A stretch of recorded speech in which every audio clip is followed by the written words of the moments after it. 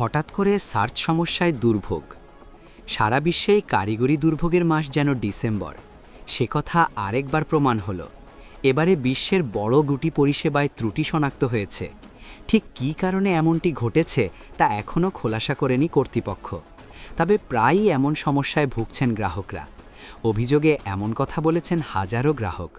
Search giant Google, YouTube ছাড়াও কয়েকটি বহুল ব্যবহৃত ও জনপ্রিয় অ্যাপস ব্যবহারে নতুন করে সমস্যা তৈরির ঘটনা ঘটেছে। বিশ্বের কয়েকটি দেশে টানা কয়েক ঘন্টার জন্য বেশ কিছু অ্যাপস পরিষেবায় সমস্যার অভিযোগ করেন ভুক্তভোগীরা। বিশেষ করে গুগল সার্চ ও ইউটিউব ব্যবহারে সমস্যায় পড়েন বেশিরভাগ গ্রাহক। ট্র্যাকিং প্ল্যাটফর্ম ডাউন ডিটেক্টর বলেছে, সব মিলিয়ে এ ঘটনায় কয়েক হাজারের বেশি অভিযোগ করা হয়। অনেকে বলছেন, ভুক্তভোগীরা টানা কয়েক ঘন্টা সার্চ, ভিডিও লোড বা লাইভ টিভি স্ট্রিম অ্যাক্সেস করতে সমস্যায় পড়েছেন।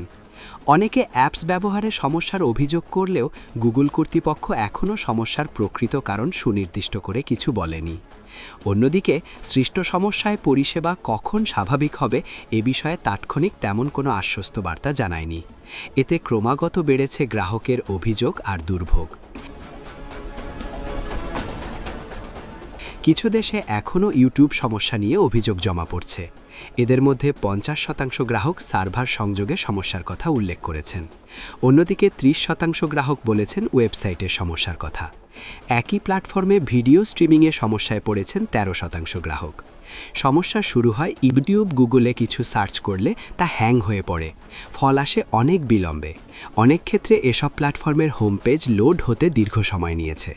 ডাউন ডিটেক্টর থেকে জানা গেছে, সারা বিশ্বে 73% গ্রাহক ওয়েবসাইটের সমস্যায় পড়েছেন। অন্যদিকে 18% মানুষ ভিডিও স্ট্রিমিংয়ে সমস্যা পেয়েছেন।